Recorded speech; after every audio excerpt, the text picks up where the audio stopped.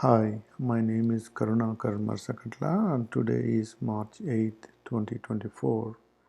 As we discussed in the Introduction to Steps to Reform India series, the first part is going to be going to present a case for the need to phonetically correct a representation of words in native languages. Let's see what is this all about. And the presentation will go in this order. First, we will discuss what is the issue and what is the solution, proposed solution for that issue, and we discuss the points for the need to change and how that change can happen, and at the end we'll see what happens after the change. The issue is limitations of plain English script in writing the words of native uh, languages such as Sanskrit, Telugu, Hindi, and Tamil. So the first issue is like a missing or insufficient representation. In the following examples, left side letters were inadequately represented by the right side combinations. In the left side, we see da, da, da, da. So all these four combinations we use only DA and DHA. So if we mix them, if there are mixed words like a da under da or da under da, so that makes it even more complicated to represent just using these two letters. So that is the difficulty when we are using the English alphabets to write any of the transliterate the Indian languages. Similarly, ta, ta, ta, ta. So all these four letters we use only TA and THA. And again, sa, sha, sha. Sorry. All these three letters are represented only two combinations, SA and SHA. So this is the limitation of the English script, which completely cannot represent a whole word as it is when we write it using the English script. Another one is some people write, let's take a word Ramananda. There's a R, the A is the lengthy A, and then there is a lengthy A next to Ma. So these are the Ramananda word. So to correctly represent, they write double AA, Ra, M, R A A, M A A, N A N D A. They think this is the correct way of presentation, but it's very hard to read and follow, very cumbersome way of writing the word. Even what if the word is too long and it will have so many A's, E's and I's spread all over the text. So it will make it very difficult to read and follow. And another thing is misrepresentation of the words. There are the word Ramana, if we take it, it cannot be Ramana. So the Ramana, normal na, is also written as Ramana. So that is not the exact representation of the word Ramana. And there are multiple ways of representing the same word. If you take a word Soumya, that nowadays some people write it as Soumya, as in my daughter's case, or Sowmya. So why there are two ways of writing the same pronunciation of a word. So that is another deficiency in the English language.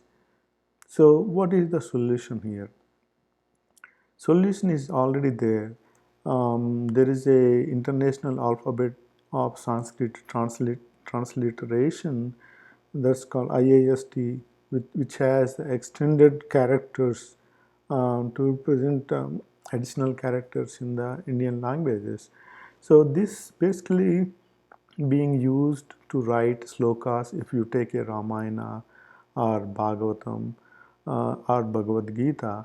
The slokas will be written in IAST, and then the rest of the text will be normal English without any transliteration applied.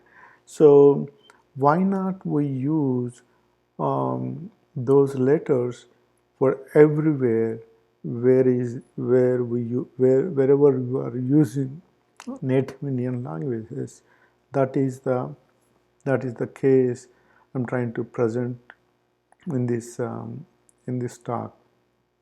So when we see the set of vowels in any Indian language, all Indian languages will have same vowels and then consonants. And then so here, as I took an example for Devanagari script, and using the A, we can represent as A. We can have hyphen on the top, and E as I, and then E as hyphen on the top, U, and the U as hyphen on the top, R, dot on the bottom, R, dot on the bottom, as well as hyphen on the top. This is somewhat difficult to pronounce, R or something, and then L, and then dot, and then the long L is L on the dot on the bottom, and then hyphen on the top. And A will be E, I will be AI, O will be O, AU will be AU. And then Anuswara, like dot on the, sometimes dot on the in the word, so that could be represented as M with a dot on the top. And then Visarga, aha, like at the end of the Sanskrit words, that can be represented as H with a dot on the bottom. And the consonants are represented here. Ka will be Ka, Ka will be Kh. Similarly, Ga will be Ga and Ga will be Gh. Like this, Nya will be N with a dot on the top. So Ha will be Ha. Like that, if you see Cha is Ca, like this, and then because these sounds, these are all sounded with part of the nose, so that's why they all sound like similar. Then because we have only one N, so this is, these four parts are being used as one with a dot on the top. Nya will be tilde on the top, Ana will be dot on the bottom, and normal Na will be N. So this is how these are presented. And then ta, so ta and the ta. So these are, ta will be with a dot on the bottom. Similarly, all this line, ta also has a dot on the bottom with H. Like this, everything will have up to here as a dot on the bottom. And then we have Sha.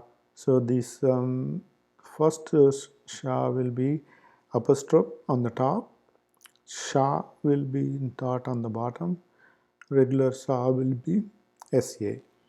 So the beauty of these Indian languages and then Sanskrit consonants or vowels is they are grouped together in a way that the place from where they originate. So these first row, kancha, they originate from throat. When you say ka, the sound comes from this part of the like a windpipe, throat. So all these ka, kha, ga, ga, nya, ha. So these are all will coming from the throat. And then the next one, cha, cha, ja, ja. These letters, sha, these letters are coming from a point where our tongue touches the top of the teeth, like a palate that is on top of the front top teeth. So that's where when the tongue touches there, though these sounds will generate. Then Murdanya is generates from the center of the roof of the oral cavity, and these are when the tongue touches the teeth. That's why I call dantya, dentals. Like when you say tha, like your tongue touching the teeth. So that's how tha, tha, da, tha, na, la. So these are all sa. These are all dantya. And then when you look at the pa, pa, ba, ba, ma. So these letters, they all gets pronounced at the tongue, lips. So the lips will touch for each of these words. No, lips won't touch with for any of these words. Only for this row, row of the alphabets, lips will be touched. So that's why they are called ostia. Ostia means lips. And then there's a va. I think it's a mixed word. I'm not sure how this letter is pronounced. But so all these rules of the Sanskrit grammar, how the sounds originate, are part of the Ashtadhyayi of Maharshi Panini. So this is the beauty of the Indian native languages. They are based, the alphabets are based on how the air flows through the windpipe and to the oral cavity and nasal cavity. So based on which part of the muscles the sound originates, so based on that they have given the names for those alphabets. Using a figure, we can demonstrate from where these letters are originating. There are 5 places like Kantya. So this is Kantya. They are called. They are coming from throat, and they are called in gutturals. So center of the roof of the mouth. So this is like when for kids, some part the center of the skull will be soft, right? And then when you draw a line straight down into the mouth, where that line touches the roof of the oral cavity, that so this is the nasal cavity, and this is oral cavity, this is the throat. So this is the palate. So this part where it touches the oral top of the oral cavity on the palate, that's called murdanya. So that's where cerebrals will be generated. So and then this is talavya.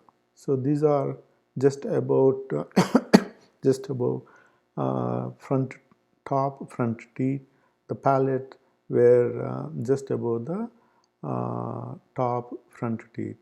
This is these words are called thalavyas. and then dantyas. So dantyas, the words that are generated by touching the tongue to the teeth are called the dantyas. And then the lips are like papa, baba. They originate from lips. They are called ostias. So this much of very innovative a way of representing the words uh, based on the origin from where in the mouth those letters are being expressed is extraordinary, and, and then these are being used for thousands of years, as old as the Vedas, because all the Indian texts are using the same set of vowels and alphabets. So, how the sound, they even mention in the text like how the sound originates. What happens is when you want to say, suppose Rama, when you want to say a word Rama, first it generates the thought in your mind, and then that sends a signal to the navel area to pull the abdomen inside. So when that happens, compression of the abdomen pushes the diaphragm upwards. So that makes the air in the lungs to get compressed, and then that gets pushed upward to the trachea. And then when it comes through the trachea, passes through the nasal cavity and oral cavities, movement of tongue and other muscles generate sound of the alphabets at different places. As the air passes through oral and nasal cavities, the tongue and other muscles contract at different places and touch at different places, and then that generates the words. So words in Indian native languages are written exactly as you say it. When you say Rama, and and the written word will be pronounced exactly as it was said before. So when you say Rama, if somebody notes down Rama, and then other person reads that word Rama, he exactly says the same thing. Um, so all the scripts of native Indian languages have this capacity. That's why, because there is nothing to remember in Indian scripts. So that's why we don't have any spelling contests in Indian native languages, because the first grade, as soon as a kid learns all the set of alphabets, and he will say the word in the same way as somebody who did a PhD in Sanskrit.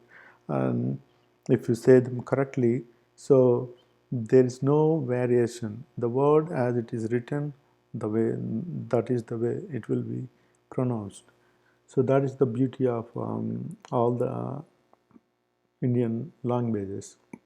This knowledge is as old as Vedas. The first grammatical representation of these words, these rules were found in Astadhyayi of Maharshi Panini. So whatever I'm saying, all these how the sound generates, how the words are divided into different parts, and this division, and then so this apart from ka, this is all these both are also part of the kantyas. Similarly, other words fall into one of these categories. So when you so that is the reason, that is the beauty of the Indian alphabets. So why we need to change? In the current writing system, a word Ramana is written as Ramana, Ramana.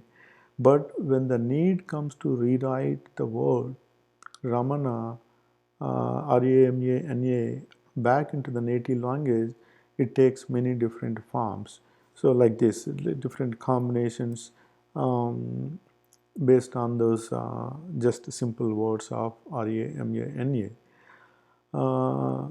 So Ramana, Ramana, Ram, Ramana, like this. So so if which one of the above you will take as the transliteration the Ramana into Devanagari script. So when we transliterate that one back into Devanagari, so how do you represent that word in Devanagari? So it will be very difficult. That's why we need to use exact way of representation using the IAST extension of the English alphabets. So there are some other reasons when you're writing any of these Indian native words as in English using that English script, then we need to make sure that they are correctly represented. That is because Indian native languages have the ability to pronounce a written word in the same way as it was said when the word was written. There is no other way of writing or saying these words. Native languages have innovative grouping of alphabets based on the origin of the sound. So we need to preserve that structure of the alphabets. More importantly, verb is the root of majority of the words in the Sanskrit language. If we transliterate them differently, then that changes the underlying verb, in turn altering the meaning of the word. So that's why um, meaning completely changes if you use plain English to transliterate these words. So Sanskrit is the basically the mother of all the Indian native languages. That's being used continuously for thousands of years without any change. Parts of this time-tested asset need to be preserved as a treasure. That's why we need to we're not supposed to alter these words when we write in use the English script in a essay or a book. We need to represent them in the exact way as they were pronounced.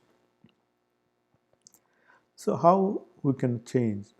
So currently, as I told earlier, this IAST script is already being used only to write a slokas in a Sanskrit text, and the commentary, most of the commentaries again falls back to plain English. So, so that to we need to avoid that. This adaptation to this script should be extended to the following uses as well if we are using the English to represent these words. So transliterate the names of people and places wherever they were used. This includes all the government records and school records and voter ID records. Everywhere, wherever the names of people and places are there, that needs to be uh, transliterated and using the IAST script if we are using the English characters to represent those words. Transliterate the native words used in literature, whether it is an article, presentation, or book. We have to use it. If the word Rama is used in a book, there has to be R, A, and then hyphen, and then MA. There's no other way of writing that word. So it is difficult to translate the words like Sachidananda, Trikala, Triloka, Saptarshi, Panchaprana, Panchabhuta.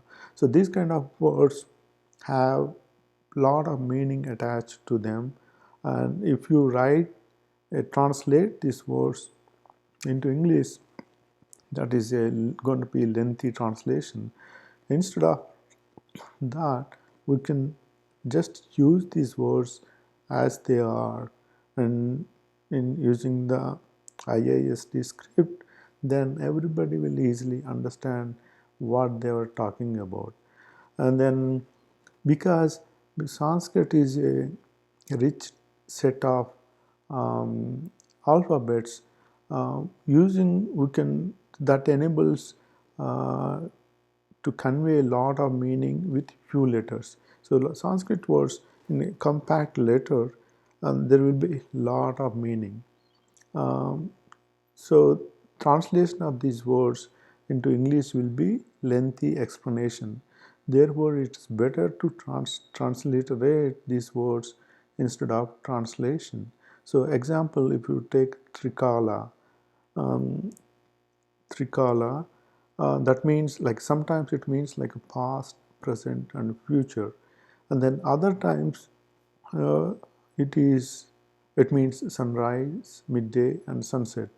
Uh, so Trikala can be so you need to give this much explanation for this small word. So instead of that, just use that word in the book, and then people get used to understand what that means. So that is a compact way of representing a lot of meaning.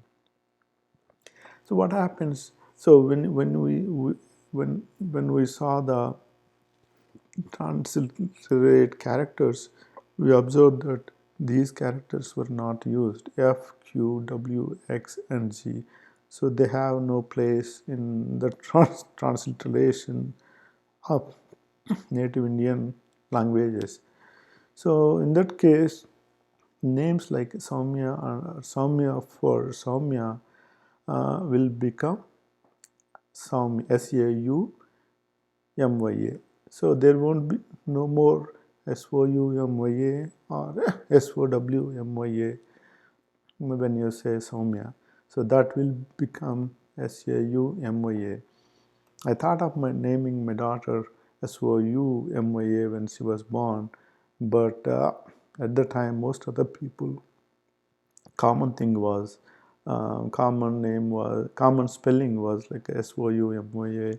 So I just went with the common name and then use that one. So but if you use if you use IAST script, then exact pronunciation is going to be SOUMYA, Soumya. So what happens like nowadays everything is dependent on the computers, and if you write your name as Soumya using IAST characters, and in the history in the back years, previous years, if if you have wrote some documentation or something using SOUMIA. What happens if you search for this word SOUMIA? Will that makes the other articles which refers to SOUMIA or SOWMIA will pop up? Mm, Probably not, um, because they are not exact match. So the computer looks for the exact match, but the search engines should adapt to this new notation and bring all the other similar variants for the name. I think when we move forward using IAST as the standard to write all the native words, mm, because search engines will eventually adapt to that situations, because where there is a need, they need the data, so they will definitely use the IAST standard as well to populate the pages. So it might take some time, but eventually we get what we want.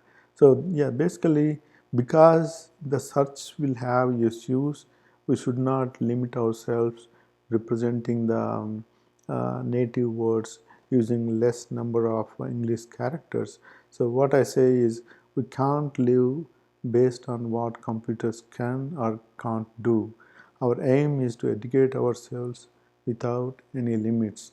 So that's why we need to expand the English characters to IAST um, characters in the transliteration of the Indian native languages. So that's what this presentation is about. So we need to uh, change entire literature wherever the words, names and places are being used into government records, books and newspapers, and that makes it easy to understand what the word is conveying. All right, thank you very much.